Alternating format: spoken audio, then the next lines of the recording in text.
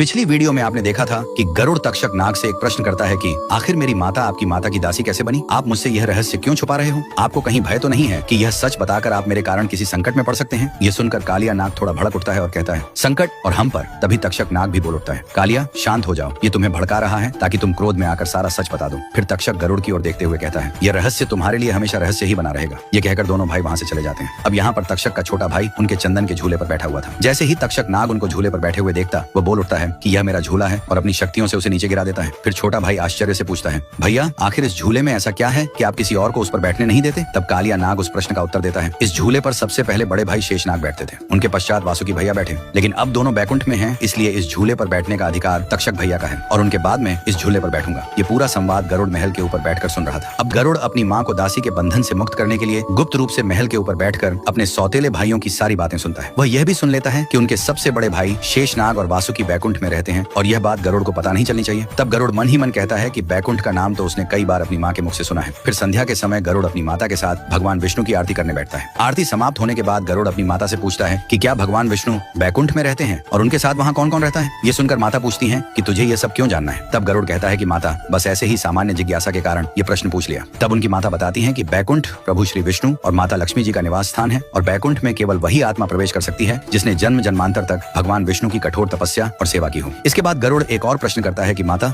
आखिर बैकुंठ कहाँ आया है और वहाँ कैसे जाया जा सकता है? ये सुनकर माता फिर कहती है कि तुझे यह सब क्यों जानना है पुत्र? तब गरुड़ हठपूर्वक कहता है कि माता मुझे भी तो यह पता होना चाहिए कि बैकुंठ कहाँ है और यदि आप ये बताना नहीं चाहती तो कोई बात नहीं। ऐसा कहकर गरुड़ रुष्ट होकर वहीं बैठ जाता है। तब माता विंता उसके समीप जाकर कहती है कि ठीक है पुत्र, मैं तुम्हें केवल बैकुंठ के बारे में ही नहीं अपितु पूरे संसार के सभी लोगों के बारे में भी बताऊंगी। उनकी माता केवल बैकुंठ का ही नहीं बल्कि संपूर्ण संसार के 14 लोकों का ज्ञान देती है। वे कहती है कि हमारी पृथ्वी को मिलाकर नीचे 7 लोक हैं और पृथ्वी के ऊपर भी 7 लोक हैं। पृथ्वी के नीचे स्थित लोगों को अधोलोक कहा जाता है और पृथ्वी के ऊपर स्थित लोगों को ऊर्ध्वलोक कहा जाता है। ऐसा कहकर माता गरुड़ को 14 लोकों का विस्तार पूर्वक वर्णन करती है। अंत में गरुड़ कहते हैं कि वे पृथ्वी के ऊपर स्थित सभी लोगों को पार करके बैकुंठ जा सकते हैं। तब उनकी माता उन्हें मना करती हुई कहती है कि बैकुंठ में बिना अनुमति के कोई भी प्रवेश नहीं कर सकता। जो कोई भी वहां जाने का प्रयत्न करता है वह अपने प्राण गवा देता है। अब जैसे ही गरुड़ कहते हैं कि माँ में तो तभी अचानक महल से कद्रू का बुलाने की आवाज आती है। फिर गरुड़ अपनी माता विनता के चरणों में गिरकर उनसे आशीर्वाद लेता है। बार बार कद्रू की आवाज सुनकर विनता महल की ओर चली जाते हैं। इसी बीच गरुड़ बैकुंठ जाने के लिए उड़ान भरता है। सबसे पहले रास्ते में उनकी भेंट चंद्रदेव से होती है। चंद्रदेव से आशीर्वाद प्राप्त कर गरुड़ आगे बढ़ते हैं। फिर गरुड़ पुनः उड़ान भरते हुए सहस्त्र मील पार करके वह सूर्यदेव के समक्ष पहुंचते हैं। गरुड़ सर्वप्रथम सूर्यदेव को हाथ जोड़कर नमन करते हैं। सूर्यदेव उन्हें विजयी भव होने का आशीर्वाद देते हैं। इसके बाद गरुड़ एक लंबी उड़ान भरकर स्वर्गलोक पहुंचते हैं। वहां वे देखते हैं कि स्वर्गलोक अति रमणीय है और वहां एक अत्यंत सुंदर कल्प वृक्ष भी स्थित है। गरुड़ उस कल्प वृक्ष को नमन कर वहां से भी आगे बढ़ते हैं। इसके पश्चात गरुड़ महरलोक पहुंचते हैं जहां बर्फ की कंदराओं में ऋषि मुनि सहस्रों वर्षों से तपस्या कर रहे थे। वहां से आगे बढ़ते हुए गरुड़ जनलोक पहुंचते हैं जहां ब्रह्मादेव के सबसे बड़े 4 पुत्र सनक, सनंदन, सनातन